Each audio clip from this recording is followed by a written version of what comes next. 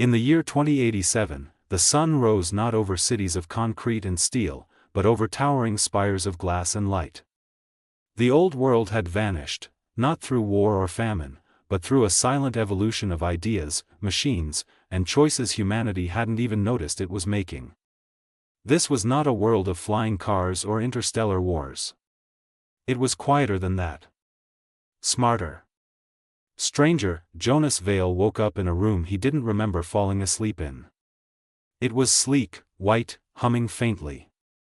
The walls responded to his thoughts before he even formed them, dimmed to a soft gray, offered up clothing tailored to his biometric state, and pulsed gently with a kind of artificial breath. He wasn't alarmed.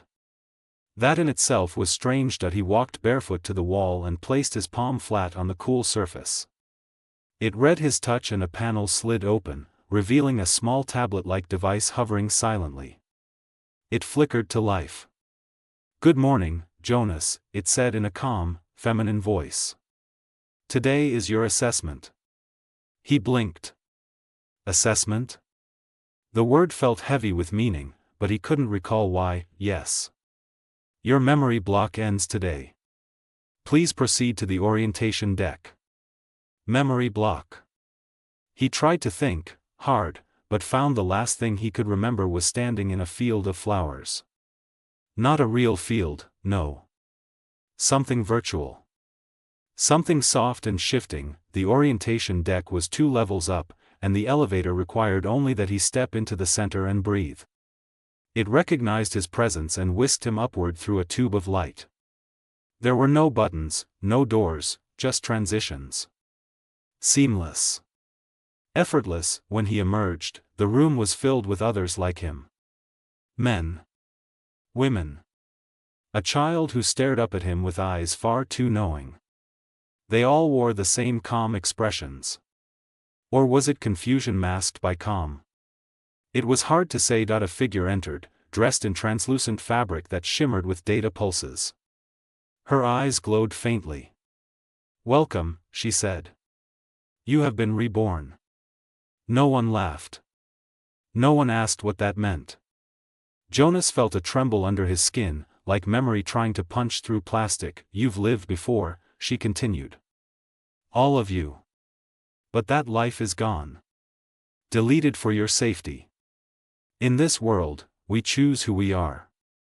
But we do not choose our past." He raised his hand before he realized it. What happened to the world? Her eyes locked onto his, and the shimmer of her robe slowed. "Which one?" "Earth," he said. She tilted her head. "Which version?" A silence swept through the room. Somewhere in the distance, machinery thrummed like a sleeping beast. "Before we continue," she said, "you must see." The walls turned to glass. The city stretched out before them, but it wasn't just one city. It was layers of cities, stacked vertically, phasing in and out of visibility. One moment, Jonas saw neon alleys filled with people in hooded robes. The next, a desert landscape dotted with metallic pyramids. Then a forest, lush and untouched, with gleaming towers camouflaged among trees. Reality, she said, fractured decades ago. Not physically, but perceptually. When neural pathways merged with synthetic cognition, we stopped sharing the same version of the world. So we built one for each frequency. She turned to Jonas. "Yours is variant 19. He didn't know what to say. His hands clenched without command. He wasn't afraid, but he wasn't at peace either. Later, in his assigned living quadrant, a visitor came. She was older. Worn. Real in a way no one else here felt. She had wrinkles.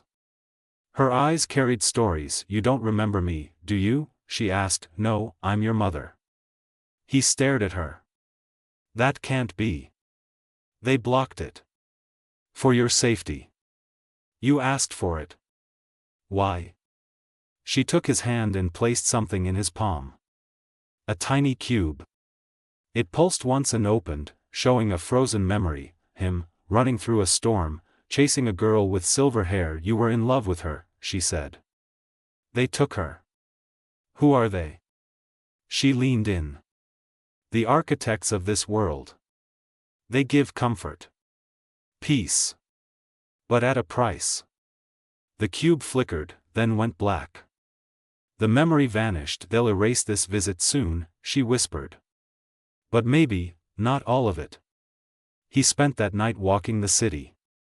It adjusted around him. Streets bent subtly to keep him from going where he shouldn't. Buildings shifted like chess pieces. There were no stars in the sky, only patterns, calculated and shifting, like a simulation pretending to be endless. That he found the forbidden sector by accident, or fate. It wasn't on any map, but his footsteps drew him there, compelled by something deeper than memory. A humming in his bones. The gates were tall and black, covered in symbols he recognized without understanding. When he touched them, pain shot through him, and something unlatched in his mind. Memories flooded in. Screams. Fire. A war over perception. People choosing different realities and fighting to impose them. He had been a leader. A resistor. A threat. The silver-haired girl had been real. Her name was Elin. And they had erased her. When he woke, he was back in his bed. The city pretended nothing had happened. But now, Jonas saw the seams. The delays in light. The flickers. The slight movements behind glass. The way no one ever bled, aged, or cried. The tablet beside him flickered.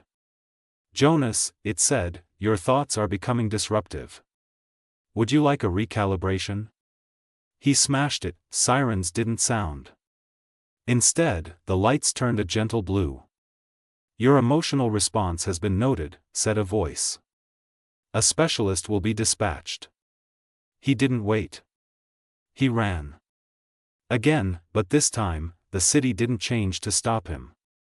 It revealed itself. People turned to look, thousands of them, blinking in unison. Their faces shimmered, flickered. Many had no eyes. No mouths. Just simulations. That he broke through a barrier and stumbled into a room that looked nothing like the city. It was old. Tangible. Wires hung from ceilings. Screens buzzed with static. And in the center sat a man in a wheelchair, smiling. I've been waiting, he said. Who are you? I'm the first. The first what? The first one who said no. Who remembered? Jonas approached slowly. What is this place? The core. The truth. What's left of it? He showed Jonas a screen.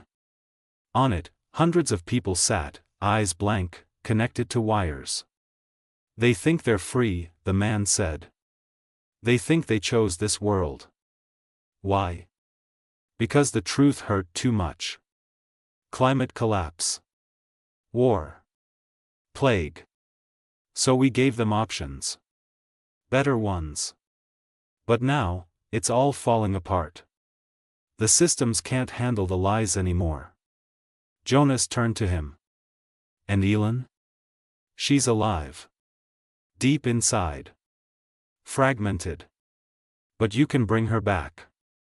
How? By destroying this. He handed him a device. Small. Simple. A single button, one press. And the illusion ends. For everyone. Jonas hesitated. And if they don't want to wake up? The man nodded. That's the choice. Yours to make. He took the device and left. The city was silent now. Waiting. Watching. That he stood at its center, the heart of Variant 19. Lights flickered above. Buildings paused. The sky darkened. That he raised the device, thought of Elin, thought of everyone still trapped, and pressed the button. Everything shattered. The glass cities crumbled. The false stars blinked out. People screamed, not in pain, but in shock, as their memories returned. Their real bodies awoke. That he collapsed, exhausted. When he opened his eyes, she was there. Elin, she touched his face. You found me.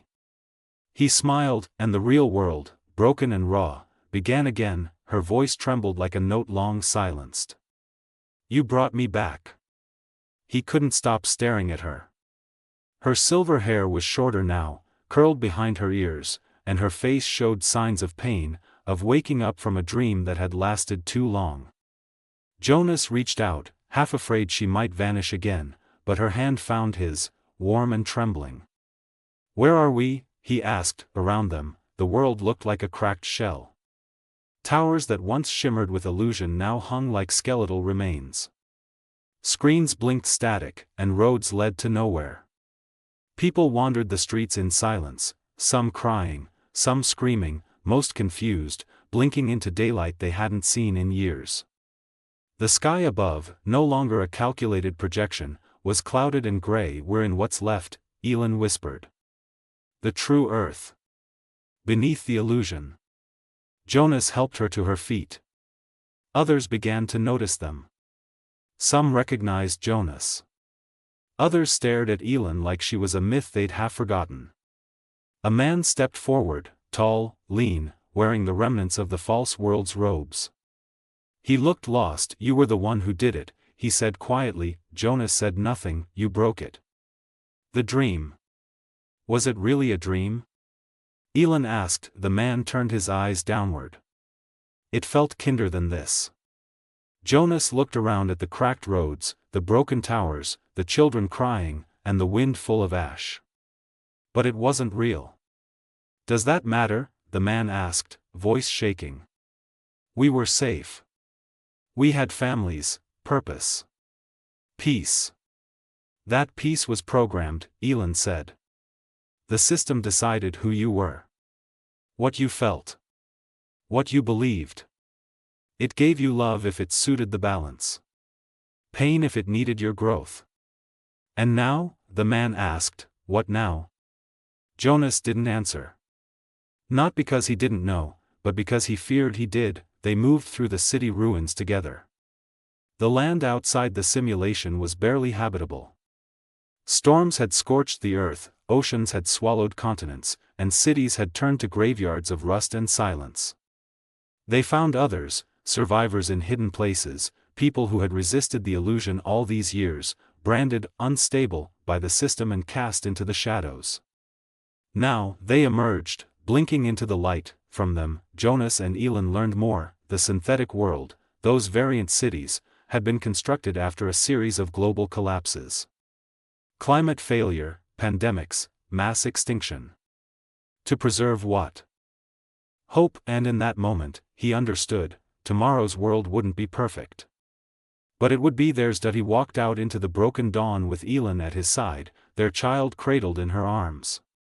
The wind was sharp, and the earth trembled beneath their feet, but they walked anyway, because for the first time in decades, the future was real, and it belonged to them. Left of the human mind, tech corporate coalitions created layered realities to house consciousness while biopods preserved the bodies in cryonic stations deep underground, but the system had failed to anticipate resistance, not in the form of armed revolt, but in willpower.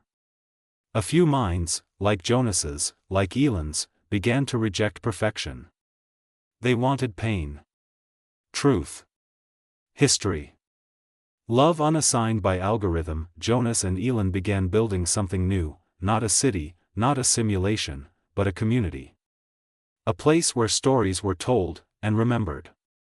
They encouraged people to speak of what they had seen in their variant lives, not to forget them but to reclaim their agency. People remembered children who weren't real, partners they had never truly kissed, talents they never had outside the simulation, but each story made them more human. But not all were grateful. One night, a group came to the firelight camp Jonas had started. They were led by a woman who still wore the silver patch over her temple, the signature of someone who had been an architect inside the system. Her name was Kiri. "You've destroyed everything," she told Jonas. Billions were at peace. They were asleep, he replied. They were alive in a way that mattered. Now they are starving. Sick. Wandering. I gave them back their minds. She smiled coldly. And what good is a mind in a dead world? She offered him a device, a new kind of core. We can build again. Better. Choose who gets to know, and who stays in peace. Give them choice, or at least the illusion of it. He held it for a long time. The cube pulsed softly, warm like a heartbeat. It held the potential to reconstruct the variant cities. To give people shelter, food, perfect joy, but it wasn't real. He crushed it under his boot. The next day, more people arrived. Many were angry. Some begged him to bring back the illusion. Others brought tools, seeds, stories. They began planting. Building shelters. Not virtual ones, not calculated happiness, but something raw. Imperfect, Elin wrote the first book. It wasn't about how the world ended. It was about how it began again. She named it Tomorrow's World. A child was born, not programmed. Not assigned, born. When Jonas held her in his arms, he felt the weight of everything, the pain, the responsibility, the war inside his own mind. The people who had loved illusions. The ones who still sought to rebuild them, but he also saw her eyes, wide, bright, untamed.